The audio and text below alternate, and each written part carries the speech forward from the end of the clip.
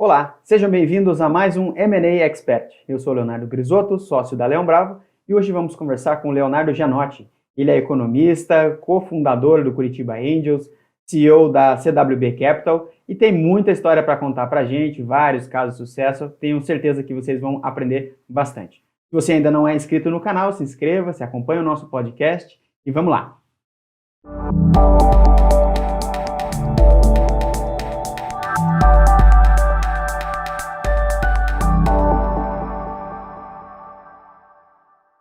Muito bem, hoje eu vou conversar com o Leonardo Gianotti. Seja bem-vindo, Gianotti, Xará. Muito obrigado, cara. Inclusive, bonito nome o seu. Meus parabéns. Obrigado. Igualmente. Eu devia ser Leandro para a gente poder fazer uma live sertaneja. A gente ganharia mais dinheiro. Com certeza. Bacana. Conta pra gente quem é o Leonardo Gianotti em 30 segundos. Cara, eu sou um mineiro de nascimento, curitibano de coração. Estou aqui há 23 anos em Curitiba. Por mais que tenha trabalhado no Brasil e fora. Curitiba continua sendo a cidade do meu coração. Sou economista, apaixonado por investimentos de impacto e startups. Muito bom. Que tipo de transação, de porte, de empresa você já trabalhou hoje e no passado, né? Então, eu passei pela minha carreira, acho que 3 grandes momentos. Um momento que foi na área de consultoria internacional, onde eu assessorei M&As, né? Então, era bem o number cruncher, eu era o cara que ficava em cima das planilhas, e essa foi um pouco da minha formação. Por isso que eu me especializei em valuation, né? Foi até o motivo de eu ter estudado nos Estados Unidos e ter feito boa parte da minha carreira do meio, assim. Depois eu fui, entre aspas, cooptado por um grupo de famílias, um multifamily office, então eu fiz isso para algumas famílias durante quase 8 anos, girando em torno daquele ambiente mais de gestão de patrimônio, representando essas famílias. E, mais recentemente, nos últimos 3 anos, focado no mercado de startups, porque eu tive experiência como investidor anjo. Então, carrega um pouco essa coisa das finanças corporativas para dentro do mercado da nova economia das startups. Então, acho que são esses 3 grandes momentos que eu vivi na minha carreira. Bacana. Você tem algum caso de sucesso para contar? Uma transação que deu certo, o impacto foi positivo? Conta pra gente algum caso nesse sentido. Eu tive a oportunidade de participar de umas transações grandes, né, como VCP e Aracruz, lá no passado, mas o meu papel era muito uma trincheira muito específica, né? Então, eu acho que o aprendizado mais importante foi entender o cenário político-econômico que lastreava aquela transação e, ao mesmo tempo, a tecnicidade que esse tipo de transação demanda, né? Então, eu lembro de casos de estar em hotéis separados, com reuniões no meio, era um movimento eram detalhes muito estratégicos. E aí, depois, esse é um primeiro caso que eu posso destacar, mas o meu papel era muito coadjuvante, né? Muito de aprendizado. Mais um que nós dois participamos, eu acho que eu posso destacar, é o que a gente fez na Terra Nova, né? Que é um traço de M&A que é o turnaround, né? Que a gente entrou para recuperar a companhia, né? Representando uma das famílias. Eu primeiro fui com a missão de fechar, fiz uma análise inicial, vi que era possível fazer uma estratégia mais complexa, te chamei, a gente conduziu todo um turnaround na época, e eu lembro de situações muito delicadas a gente tinha que resolver dívidas ao mesmo tempo que a gente negociava um deal para o futuro, né? Isso tudo em paralelo.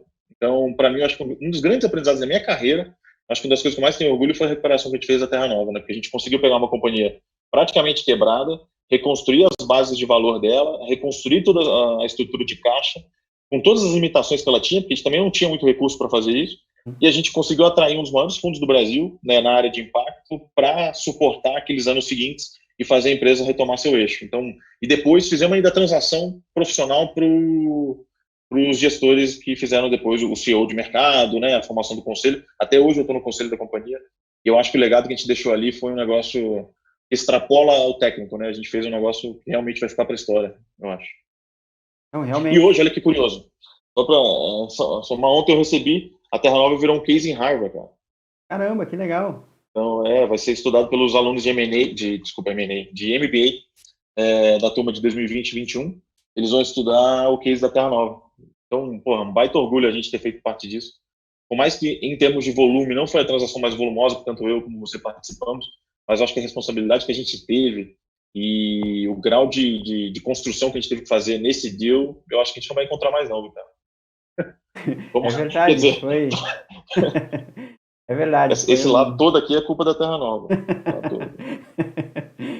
E os meus brancos também já estão aparecendo aqui. Então, começaram lá, tenho certeza. Com certeza.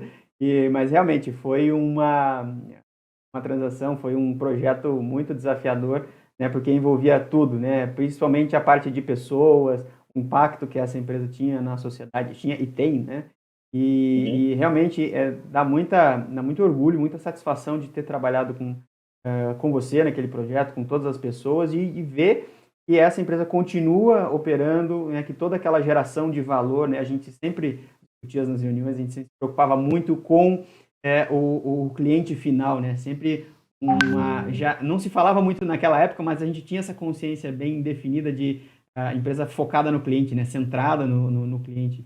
Eu acho que isso ajudou muito a gente a superar os desafios e conduzir o negócio para o sucesso, né? E você sabe que lá, cara, foi uma virada de chave para mim, para entender o papel que o técnico tem junto do relacionamento. Porque tanto eu como você, nós éramos, na época, muito técnicos, né? Eu acho que já na nossa formação até aquele momento, a gente está falando em 2009, 2010, a gente está falando de uma tecnicidade muito alta. A gente foi treinado nas ferramentas mais modernas, lendo os livros mais indicados, falando com os melhores professores, no Brasil, fora, né? Você fez IGL logo depois do case da Terra Nova, mas a gente teve oportunidades de aprendizado técnico muito altos. Uhum. Mas ninguém nos preparou para aquilo que a gente viveu. Aquilo que foi negociar com desvantagem, ter que trabalhar ferramentas técnicas durante a negociação, que eu acho que um dos grandes skills de uma pessoa de M&A é você, durante a negociação, pegar uma ferramenta técnica e usar na negociação. Eu me lembro de casos da gente conversar com bancos e os bancos levantarem a ficha dos sócios, né? Falando dos ativos, e a gente pedindo para descontar no turnaround. É natural você buscar desconto nos passivos, ao mesmo tempo que você tinha sócios que, para suportar a companhia, estavam aportando capital. Era uma tecnicidade que eu acho que a gente usou o máximo que a gente podia, mas ninguém nos deu aquela ferramenta de relacionamento que a gente teve que aprender na porrada. Tanto, por exemplo, entre nós, entre os sócios, entre os credores, entre os devedores, com a equipe. Cara, para mim aquilo foi uma escola, de verdade. É o famoso consertar o carro, o avião voando, né? Tipo, Voando, cara, voando. E tem gente jogando água na sua cara, entendeu? Para não deixar você consertar. Então, conserta aí e joga água na sua cara, entendeu? Então, porque também nem todo mundo está comprando aquela missão na mesma energia, né? Então, são ventos contrários e ventos a favor. entendi. E do lado oposto, Janotti, você tem algum caso que não deu certo, algum caso de fracasso, ou um caso que putz, não foi para frente, que não gerou o valor esperado? Tem algum caso nesse sentido? Tem alguns, cara, tem alguns, mas eu vou trazer um que eu pilotei, efetivamente, porque aí fica mais fácil, ou que participei ativamente, né? Eu não posso dizer o nome da companhia, porque senão vou expor as pessoas, mas é uma companhia que hoje está gigantesca, mas no começo a gente fez algumas negociações com fundos e com pessoas físicas nas fases de investimento. A gente falou com muita gente bacana, mas a gente chegou a amadurecer o relacionamento da transação com uma grande pessoa física que poderia investir sozinha. E aí tudo muito agradável nas conversas, uma relação de admiração do nosso lado muito legal e tal. Os empreendedores que eu tinha sido investidor anjo, e os empreendedores estavam super conectados com a tese de investimento, com o investidor. E, cara, uma relação de admiração e ao mesmo tempo de perspectiva de futuro, né? Construir esse futuro junto e tal. Até que veio o contrato. Cara, o contrato era um negócio tão assustador, mas tão assustador. E olha que em M&A você já está preparado para cláusulas muito leoninas. Mas uma coisa é uma cláusula leonina, outra coisa é uma cláusula que vai direto na sua jugular e já rasga, entendeu? Eu brinco que aquele contrato, ele não rasgou, ele não tinha o risco de rasgar a jugular. Aquele contrato rasgou e remendou. E se você fizesse a coisa errada, ele puxava o curativo. E foi um negócio tão... uma decepção tão grande na época, porque deu uma brochada no time inteiro, sabe? E pra gente que estava sonhando para ter eu e os empreendedores, a gente estava sonhando para ter aquele deal acontecendo para o futuro da companhia, de repente a gente se viu e falou, cara, a gente não tem, porque a gente dispensou todos os demais, ficou com aquele, olha a inexperiência, a gente não achou que ia haver um contrato tão leonino quanto aquele, a gente não pode assinar isso aqui. E aí eu tive um papel muito didático de sentar com toda a equipe e falar assim, olha, essa cláusula está dizendo isso. E se isso acontecer? Sabe aquelas coisas que a gente faz muito pouco, né, durante a transação, de mostrar as consequências das cláusulas, né? E aí todo mundo decidiu não fazer.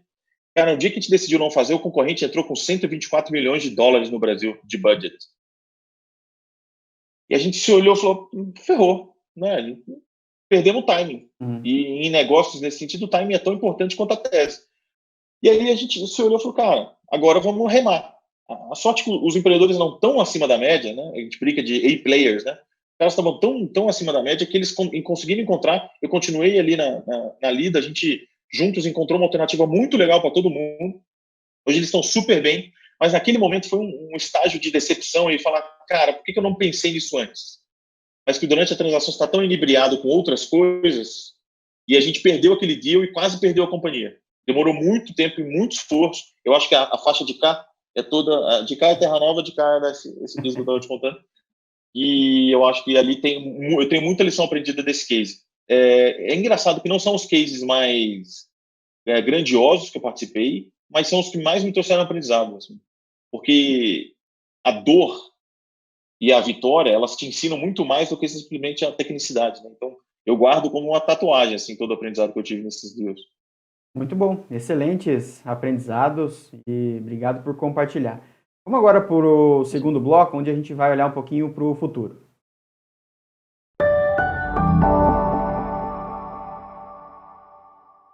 Bem, então a ideia aqui nesse segundo bloco é a gente olhar as suas perspectivas, olhar um pouquinho para frente do seu ponto de vista.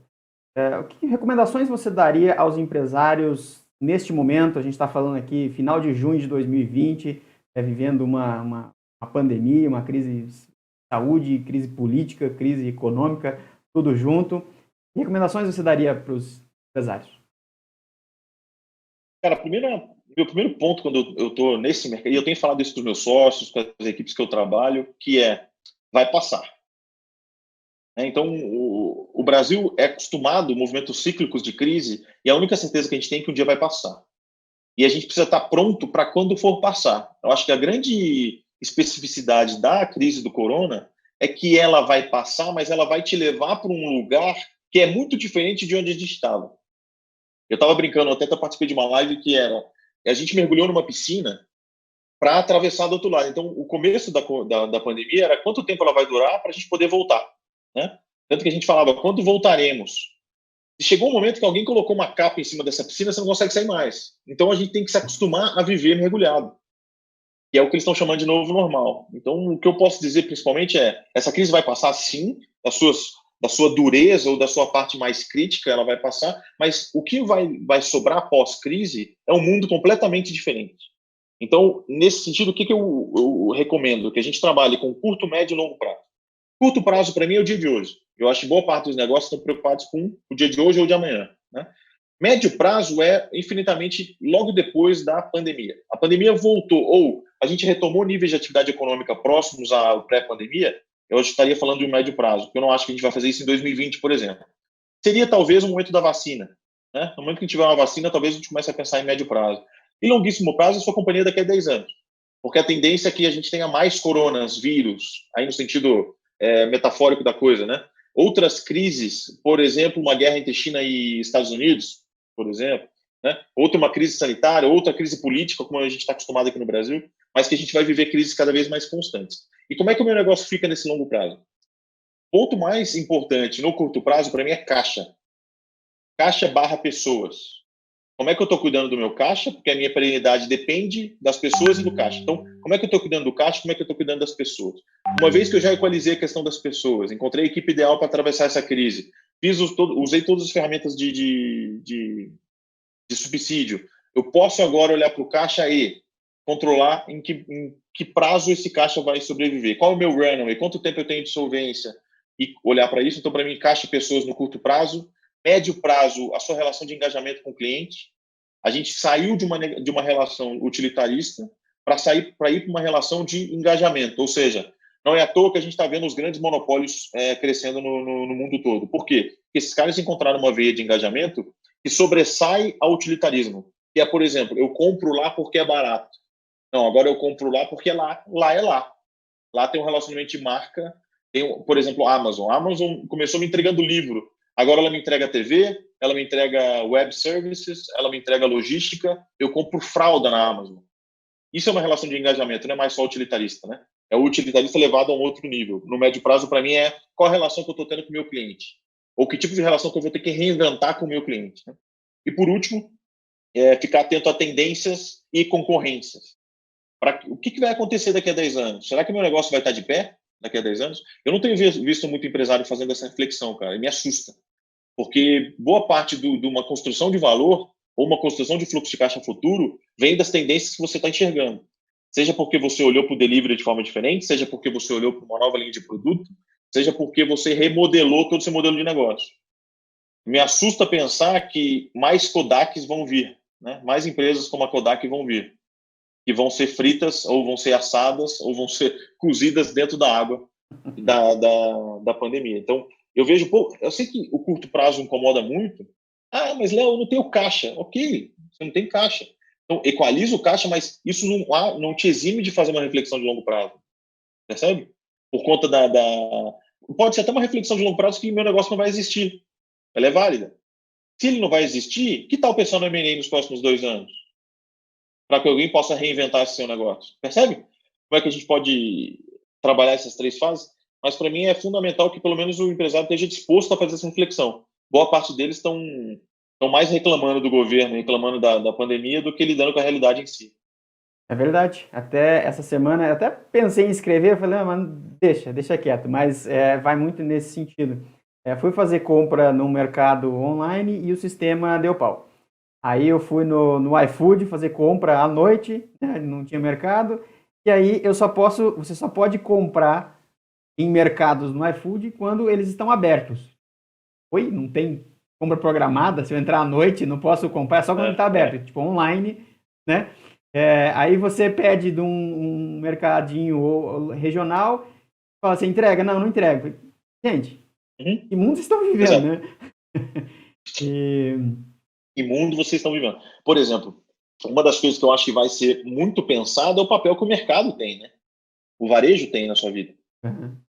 Você viu? Ele é um item essencial, mas você ainda pega o produto da gôndola, põe no carrinho, do carrinho no caixa, no caixa no carrinho, do carrinho do seu carro, do seu carro para outro carrinho, do carrinho para sua casa.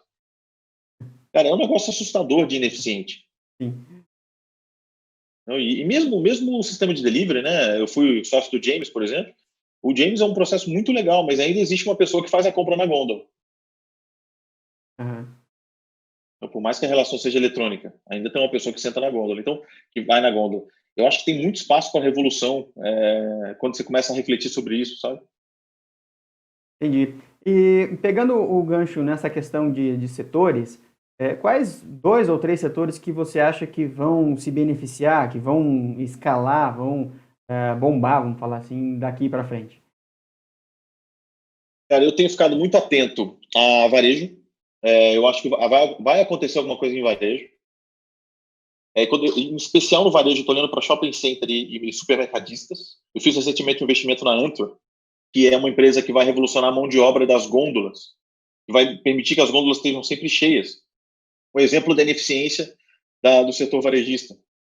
Quem faz a reposição de gôndola é a indústria, não é o supermercado. Então, se eu sou um cara que produz biscoito, lá em Campina Grande do Sul, eu preciso ter uma pessoa que vai lá, tirar do depósito e mandar para a gôndola.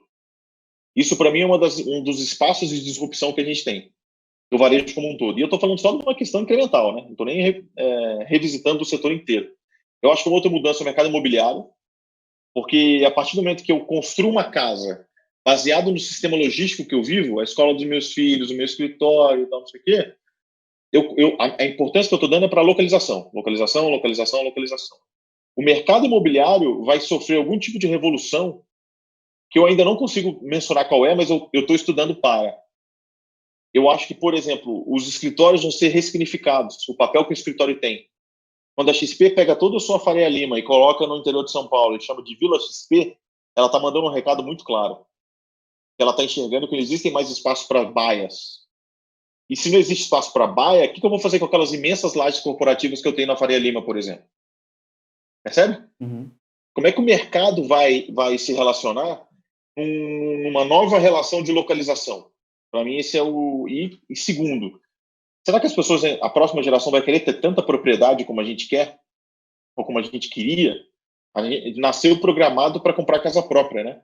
E Nossos carro. pais mais, acho que a nossa geração um pouco menos, mas a geração que está vindo, cara, ele não sabe se é aluguel, se é pagamento, ele não vai entrar no financiamento de 35 anos na Caixa Econômica, entendeu? Do que a nossa geração fez. O terceiro que eu acho é o mercado de dados. Eu acho que tem uma economia surgindo, e pode parecer clichê falar que o dado é o novo petróleo, mas eu acho que algo vai acontecer com dados. Empresas que, quando você enxerga o modelo de negócio, você não está vendo a verdadeira raiz de lucratividade dela, que é a produção de dados. Isso vai ser muito importante. Eu acho que, inclusive, é um ponto de atenção para muitos dos empresários, né? Não só a LGPD, que é o lado... Tem muito empresário preocupado com a lei de proteção de dados, mas esquecendo de como é que eu posso fazer dinheiro com esses dados que circulam pelo meu negócio. Um quarto, cara, que eu poderia falar é fintech.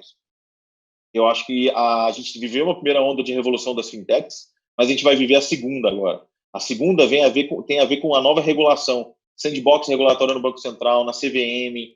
Eu estou especialmente envolvido na revolução do mercado de capitais para ver em que lado vai ter um movimento consolidador, por exemplo, como o Credit Suisse compra a Modal Mais, né? Quando a XP, o Itaú compra a XP, quando a XP compra a Rico, e isso tudo acontecendo no primeiro grau de consolidação, você tem um segundo grau de revolução aqui, que é quando a regulação começar a ser flexibilizada. Aí, meu amigo, blockchain implementado, tokenização, uma série de coisas que vai trazer um open banking, por exemplo, né? Você ter portabilidade, uma série de coisas vai trazer um movimento que antes é oligopólio para um movimento plural de mercado financeiro.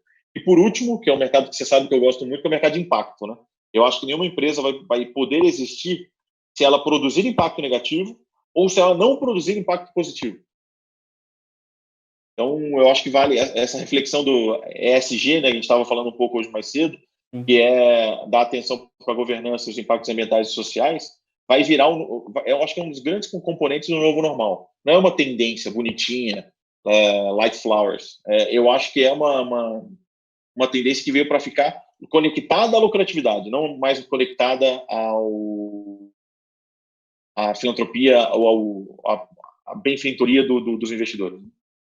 Acho que seriam esses, cara. Sim, Eu perfeito. confesso que eu tenho mais dúvidas do que... Eu estou te dando aqui os 5 principais, mas eu ainda tenho muitas dúvidas do que Schumpeter veria como onda de inovação nesse momento. Em especial com inteligência artificial, machine learning. Eu não gosto de pensar que essa coisa do surto de que empregos vão se perder. Eu acho que sim, a gente vai ter uma onda não só de desempregado, mas de inúteis. Isso me preocupa. Então, me preocupa muito mais como é que os profissionais vão se preparar do ponto de vista de inteligência emocional para essa revolução. E técnica não vai dar para acompanhar. Você não vai conseguir cumprir o gap técnico para fazer as pessoas continuarem empregadas. Mas isso é outro papo. Bacana, muito bom. E do lado oposto, que setores que você acha que vão declinar, cair, perder força nos próximos anos? Então, cara, eu acho que esse mercado que eu te falei da micrologística vai ter que acontecer alguma coisa. E aí eu estou derivando tanto para o movimento como a coisa chegou em casa, né? Por exemplo, caminhões da década de 70 circulando, queima de carbono, postos de gasolina, sabe? Tem toda uma velha economia que eu acho que vai ser disruptada nos próximos anos. Não sei se é pelo carro elétrico, não sei se é pelo fato de ninguém ter carro próprio mais e andar tudo em economia compartilhada. Eu não sei qual vai ser o grau dessa revolução, mas que o movimento de propriedade de carros e a matriz logística do Brasil vai ter que ser transformada duramente, isso sim. O segundo ponto para mim é a gente está vivendo a lógica do acesso. Tudo que depende de propriedade, para mim, vai ser disruptado. Por exemplo, lembra do telefone que a gente declarava no imposto de renda? Meu pai tinha no testamento do pai dele, do meu avô para ele, tinha um telefone. E depois ele teve declaração da linha telefônica durante muitos anos no imposto de renda dele. Até hoje eu tenho essa folha do imposto de renda do meu pai. Cara, isso é um movimento simples para dizer que eu acho que vai acontecer com casas, por exemplo. As pessoas não vão empatar 1 milhão, 2 milhões, 500 mil, 300 mil reais de uma pessoa que ganha 2 mil, 3 mil reais ter um ativo de 300 mil financiado. Não me parece uma conta lógica no mercado onde o acesso é mais importante do que a propriedade. Abre também um outro mercado, que é o mercado de renda. Quem economizou pode comprar e alugar. Você dá o acesso para as pessoas, mas não necessariamente as pessoas vão entrar em financiamentos de longuíssimo prazo por conta da propriedade. Eu vejo também uma revolução no mercado médico. Eu tenho refletido bastante sobre isso, essa coisa de eu ficar na fila do médico durante 40 minutos esperando, acho que todo mundo aqui já passou por isso, né? 40 minutos na fila de um médico esperando para ser atendido, com uma fila de exames e talvez uma virose, uma coisa assim, eu acho que isso, no longo prazo, não tende a acontecer mais. Eu vou usar o conhecimento médico para causas médicas, não necessariamente para microconsultorias. As microconsultorias vão ser substituídas com wearables. A minha camisa vai me dar o que o meu cardiologista às vezes me dá, que é medir minha pressão e ver se está tudo bem. Essas microconsultas vão ser feitas por hardware, acoplados na casa das pessoas. Quando eu tenho medição de temperatura em porta de shopping center, para mim isso é o começo bem sutil de uma telemedicina que vai ser super apurada, onde você vai ter muitos fragmentos de relacionamento com o seu médico e não mais essa coisa de marcar um endocrinologista e ficar 40 minutos esperando para ele te dizer que você está com a tireoide desregulada. Quem vai me dizer isso é o copo que eu bebo. Sei lá, tô aqui, eu não sou da área de produção dessa biotecnologia, mas o que eu estou querendo te trazer é que o mundo como a gente viu médico até hoje não parece perdurar no mundo médico daqui a 10 ou 15 anos. Seja pela telemedicina, seja pelos wearables, seja pela própria consciência dos novos alimentos, né, the whole foods, a comida que vai te curar também. Tem todo o movimento, não sei se você tem sentido isso, de mais atenção à alimentação. Hoje as pessoas morrem porque comeram colesterol, assumiram colesterol. Por que elas não viram antes? Acho que a medicina preventiva vai ser revolucionária nesse sentido também. E por último, cara, eu acho que o mercado bancário é oligopolizado. Eu acho que isso que a gente viveu, de ver 3 grandes bancos dominando 90% do mercado, isso está com os dias contados. Muito bom, excelentes exemplos aí para a gente refletir e ajudar no nosso planejamento e visão de futuro. Somando tudo isso, que perspectivas que você vê para o mercado de fusões e aquisições nos próximos anos? Eu vejo com muito bons olhos, cara. Eu estou impressionado com o volume que a gente chegou em Selic. A gente não pode esquecer que a gente tem hoje perto de 6 trilhões de reais alocados em renda fixa no Brasil. E isso faz com que todo esse dinheiro seja remunerado a uma taxa de referência de 2,25 ao ano. A gente está gravando isso aqui em junho de 20, né? Então, isso força a gente levar a economia para a economia real, né? Deixar de ganhar dinheiro artificialmente no mercado financeiro, no mercado de capitais, e levar o capital para onde ele é necessário, que é a produção de prosperidade e construção de impacto na base, né? A gente fazer com que mais pessoas, em vez de comprarem ações da Petrobras, também comprem ações da banca de jornal, né? Nem sei se vai ter, mas da padaria, dos pequenos estabelecimentos, do e-commerce, e você ter uma base ampliada de acesso a capital, né? E de investidores. Isso faz com que a indústria, na sua cadeia de valor, suba para um movimento consolidador em diferentes frentes. Sejam porque players compram players, seja porque a propriedade se torna coletiva. Mais pessoas acessam aquela propriedade coletiva, né? Então, mais pessoas vão ser donas do capital empreendido em empresas. Isso faz com que você consolide mercados já estabelecidos. Esse é o meu primeiro ponto. O segundo ponto, que é a própria esse capital disponível vai fazer com que eficientes comprem ineficientes, que também é um movimento consolidador, né? Nesse movimento consolidador, você tem que trazer capital para financiar essa estrutura. Então, para mim, vai crescer a indústria dos IPOs. Para fazer IPOs, tem que ter companhias com muita musculatura, tanto de gestão como de faturamento. Então, para fazer isso, você tem que consolidar na base, né? Então, acho que essa é uma das tendências. Mercados que vão ter que fazer IPO e vão acessar esse capital que está disponível, ele tem que fazer o dever de casa de consolidação da cadeia de valor. Tá? Em contramão a isso, eu acho que você tem movimentos que já estão consolidados que vão tender a desconsolidar. E aí, cadeias produtivas mais horizontais. Nesse mercado, em especial, por exemplo, a indústria de autopeças. A indústria de autopeças é um grande conglomerado, né? De pessoas que produzem pequenas partes e que dão origem àquela peça que depois vai ser usada nas montadoras. No momento que você fala de um carro que tem, sei lá, 3.000 peças, é um movimento. No mercado onde você tem um carro produzido com 500 peças, um carro elétrico, você concorda que essa indústria vai ter que se reinventar? E aí eu vou ter que produzir menos componentes, mas de forma mais distribuída? E eu nem estou falando aqui de impressão de peças em impressora 3D, que também vai destruir esse mercado. Eu vou imprimir, não estou falando que eu vou imprimir, mas eu vou imprimir na minha cidade, talvez, a peça que a Alemanha manda do fabricante do meu carro, em vez de esperar a importação e a exportação disso. Então, eu vejo um movimento em alguns lados, em alguns setores, consolidador, por conta dessa abundância de capital e esse viés de economia real que a gente vai viver, como a gente nunca antes viveu no Brasil, né, um momento único, e ao mesmo tempo eu vejo alguns mercados extremamente concentrados serem fatiados, como a gente está vendo hoje com essas estruturas de ownership muito estranhas, né? O Itaú é dono da XP, tem 49% da XP, ao mesmo tempo que ele briga com a XP na linha de frente da mídia. Será que isso não é um jogo de cartas marcadas e a gente tende a ter mais players no mercado? Eu não quero ter... Eu não quero... A XP veio para quebrar o oligopólio e agora ela faz parte do oligopólio. O que vai ser a tendência de mercado? Que a Warren, que a Modal Mais, que a Rico, que a Easy Invest, que mais players do mercado de capitais venham para alongar essa cauda de concorrência.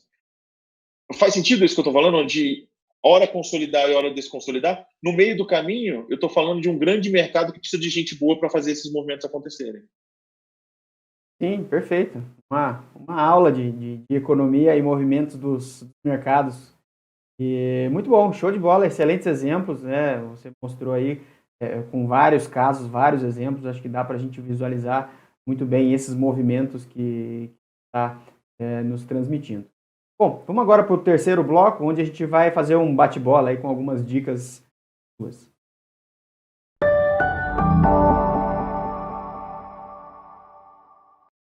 Bem, chegamos ao terceiro bloco. Vamos conversar aqui com o Gianotti. Quero saber quais são os um ou dois livros aí que mudaram a sua vida ou que te influenciaram muito e por quê? Eu adoro ler, mas eu lia coisas muito aleatórias. E agora, nesse momento, e eu tive um momento na minha vida de ler muitas questões técnicas, só técnicas. Depois eu vivi esse momento que eu comentei de muitas leituras aleatórias e hoje eu tenho tentado manter 3 linhas de leitura. Eu posso tentar trazer um livro em cada linha. Uma linha técnica muito forte, de tentar sempre ter um assunto do estado da arte da minha área. Então, eu acho que um dos livros que foi super importante para mim, chama-se Venture Deals.